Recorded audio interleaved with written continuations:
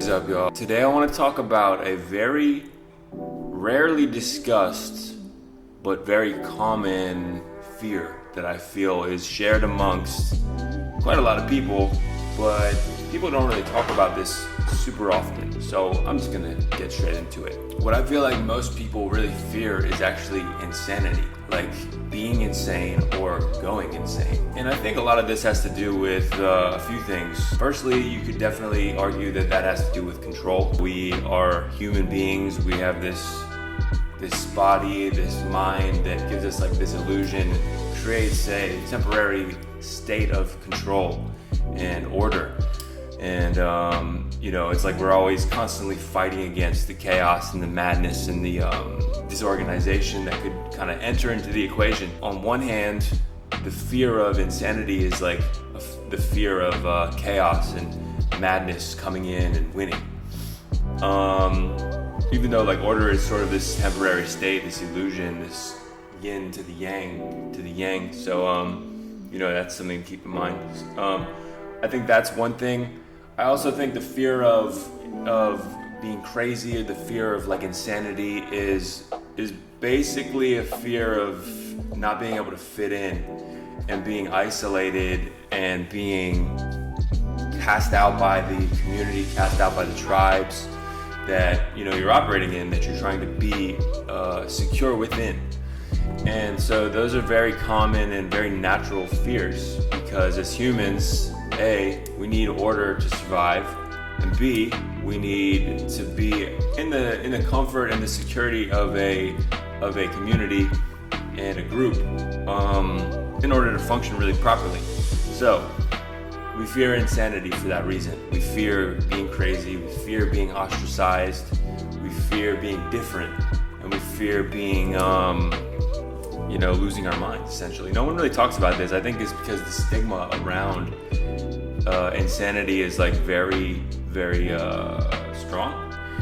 And you have movies like, for example, like The Joker. I think The Joker has a very like interesting line in the comic books, particularly, which is like everyone is just one bad day away from fully insane.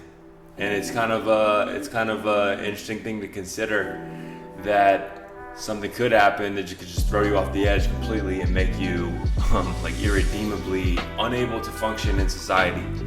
And so that's very, very interesting. Now we have this whole world currently of a lot of people coming out claiming that they're autistic, like feeling like they're autistic, and wording that they're neurotypically different, neurodivergent, and different things like this. I've often wondered if I am like that. I think a lot of people question probably too much whether or not they're autistic or not. I tend to think you shouldn't really identify as autistic unless you really know you have like a severe level of autism and you can't really function in the normal world ever. Because a lot of people nowadays are just like trying to claim autism and trying to pretend like they are super different, when maybe they can just work on their social skills. I think autism is honestly like a cure more often than not. It's really just like a lack of social skills. And serious autism is more like incurable. You're so neurodivergent that there's really not a lot of hope for you to function in a normal setting, in the normal world. You need specific training, you need specific assistance in order for you to like function in society, and there's specific parts of society that help you do that. But for the most part, for most people, like, they're not really autistic. I really believe that. You have like some people who are just sort of unique, some people who are just kind of oddballs, not necessarily autistic. Then you have severely autistic people. Those people don't fit in because they're neurodivergent severely. Then you have like functional autistic people. Like for example, me, probably, if I am some level of on the spectrum, it's probably subtle and it's enough to be like noticeable, but it's not so much that I can't function in society and like learn certain social skills and learn to maneuver in the normie space, right? So then you have the truly insane people. So this is an interesting point too. So like, we're out here, we all fear insanity, we all fear losing our minds to a certain degree. We all fear being ostracized from the crowd, being like losing our status, losing our standing, losing security. But you're definitely not fully insane. You're probably not fully insane. Like, you look on the streets and you'll see people who are fully gone, fully insane. They're pretty much possessed by demons at certain points because they're not cognizant, they're not present, they're elsewhere. They're either possessed by legitimate demons, if those exist, which who fucking knows, they might, or they're possessed by just like some malfunctioning glitches in their like sort of human operating systems. And I think that that's a legitimate thing that happens, and who knows how that happens, but you know, it's unfortunate for people like that because they're just so far gone from the normal societal thread that like there's no hope for them to really be rehabilitated in most cases, especially because there's drugs involved. There's a lack of home, like security base, which allows for a person to have the stability and the consistency and the routine that allows them to become healthy and functioning members of society. So that becomes a very difficult situation for those people due to mental illness, due to other aspects, and it makes it really hard for them to be normal. It's funny to consider though, like, do those people even care? Those people are so crazy, they don't even care that they're crazy, and they're so far gone that they don't even consider fitting in because they're just like feral people at this point, at a certain point, which is a funny thing to consider. That the only people who really fear losing their minds are like the normalish person, the more normal people, the people that are more closely aligned to the normal society, the normal average thread of social interaction. They're afraid of losing their standing. It's like they have something to lose. So now let me just bring this all together. It's like there's these different categories again. We all probably fit more closely to certain categories, probably lean more on the normal side of things. If you're watching a video like this and you're thinking, oh, maybe I'm kind of autistic, it's like probably maybe a little bit, but I kind of again tend to think that real autism is pretty severe and you need like extra assistance and help. It's not just that you're weird, it's not just that you're kind of strange and kind of awkward, it's just like, you know, real autism is legitimate, so I don't think we should downplay that. I just want to talk a little bit now about like some solutions to this.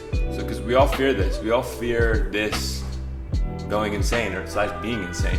So I would say, firstly, is to recognize that you're probably not autistic. You're probably not fully insane, because if you are cognizant, if you are able to think and communicate and comprehend certain things, you're probably a base level of consciousness, a base level of sanity. And there's a lot of things you can do to, eventually start to, let me backtrack. And if you do start feeling like certain symptoms that are aligned with like insanity, such as depression, anxiety, fear, self-hatred, negative self-talking, that's actually more of like a symptom of the modern culture and the modern world. It's like we're kind of trained to feel these ways and sort of trained to be ADD, trained to have like kind of lower emotional intelligence, conditioned, I should say. And we can actually start to rewire these conditionings. So what I would say is that you have to firstly understand yourself. Some of the solutions to feeling like you're crazy, granted you're not fully crazy, are firstly like accepting yourself. So I mean, if you accept that you're actually just a unique person and you're not, like, there's no such thing as like the most normal person. No one's perfectly normal. Even the people who are able to function within the social fabric and the societal fabric of the environment they're around, they are still slightly weird. I don't know if you've looked around, but like if you actually take notice of people and you look at the world objectively, you'll find that even the average person is pretty fucking weird. And like they fit into society, they fit into the normal crowd. And I mean, you might think you're like a strange person, but I guarantee you other people are very strange. Think about the common things that the average person does that are super strange, like watching porn, drinking alcohol, which is poison, petty, like sort of toxic behaviors. And like it gets even worse for like the normal person, which we consider perfectly sane. There's quite a lot of insanity going on amongst those people. So that's pretty important to consider. So this ties into you accepting yourself as you are, because if you can do that, realize that everyone else is pretty much freaking weird and oddball, like in all different ways, you can just start to be like, damn, it's okay that I have different quirks, and I'm not totally normal like everybody else. In fact, I'm quite weird, just like everybody else. Really, the key is being confident with that. It's like being confident with your own essence and knowing that you are, like, you're not trying to be, okay, I'm a robot, I'm so socially calibrated, I'm so perfect, I'm so pure, never making a mistake. You have to know that, like, people are awkward naturally. People are naturally in awkward situations, and they have to figure out how to, like, kind of navigate them constantly. This is the social game. This is just a social game. There's a constant, like, awkward pauses, weird tension. This is just the nature of it. And so accepting that is really important. Also, though, learning how to be calibrated is super important. So, like, you might think you're whatever, slightly autistic, think you're slightly weird. The fact is, like, you can still be perceived as such if you're not calibrated, and you'll especially be perceived as such in a negative light if you're not working on social calibration, if you're not always out in certain social mixes and figuring out how to, like, influence the way that you impact other people's feelings.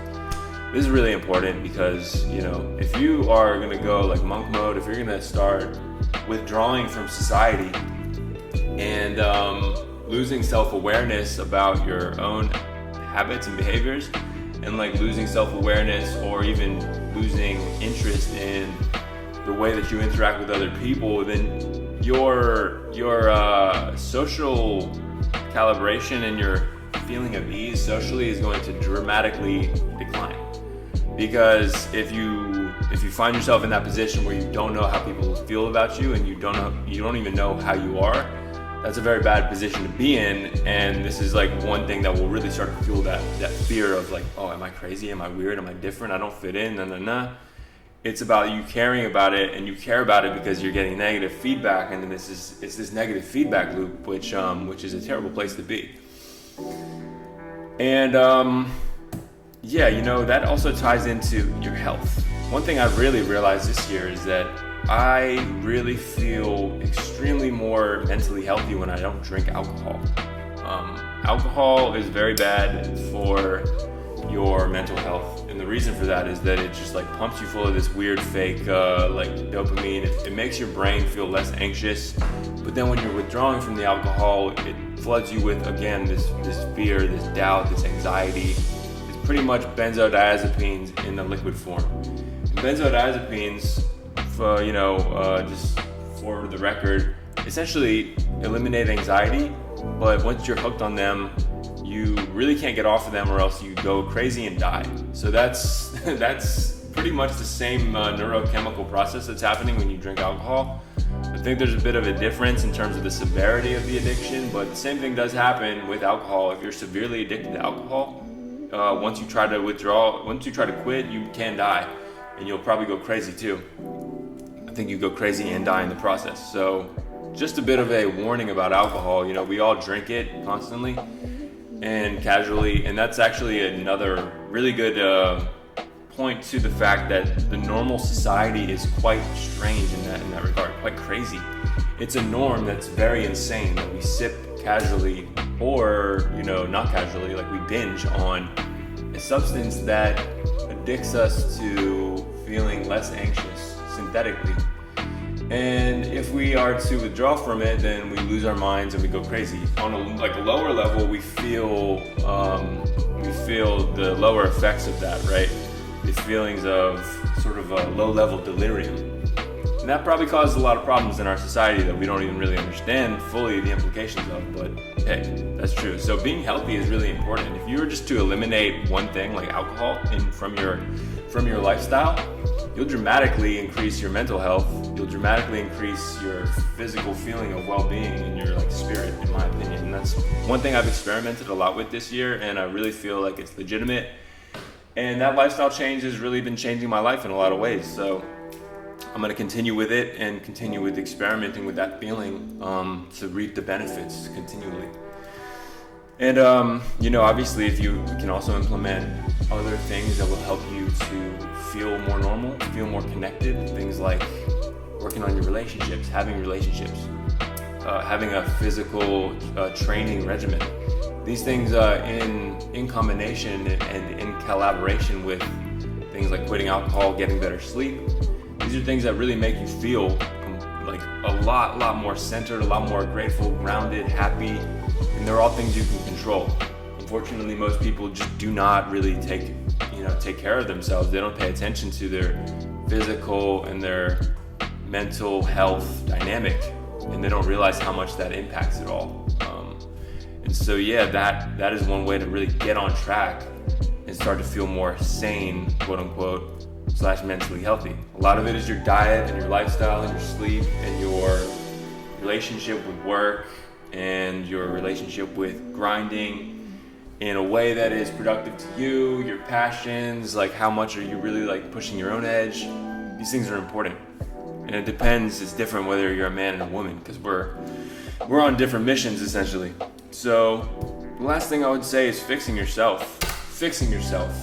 We all have this fucked up trauma, probably, that it's either running us and running our system in a way that we're not conscious about, or we're learning to get conscious about it, and we're learning how to get to a point where it's not affecting all of our decisions and thoughts and feelings and reactions. If you had a tough childhood and you never go back to examine what happened and why it might have impacted you, you're definitely destined to forever just be reacting to essentially those events from your childhood. And like, if you feel crazy and different and weird and you've never really addressed that, then you're in for a literal lifetime of feeling strange. You're in for a literal lifetime of feeling like you don't fit in because you don't understand yourself. And if you don't understand why you are how you are, or what elements have brought you to becoming sort of feeling like, okay, I don't know how I am operating. And that actually lends myself to that final point, which is if you don't know yourself, if you're not fixing yourself in your own like internal demons, your own internal trauma, you're gonna be confused. Confusion is like chaos. Confusion is like the feeling of insanity. It's not control. And that is definitely going to lend you to feelings of insanity, and these are some primal fears that we have. So it's like, that's a very important point. Fixing yourself, figuring out the trauma that has probably affected you. And trauma is like a pretty like lame buzzword at the moment. A lot of people are super into this whole trauma, but it's a real thing. Like people get hurt and damaged and just like beaten up in life, and there's really no avoiding it. I don't care how masculine you think you are, or whatever your guru might be saying, like, oh, you should never do some deep analyzation work.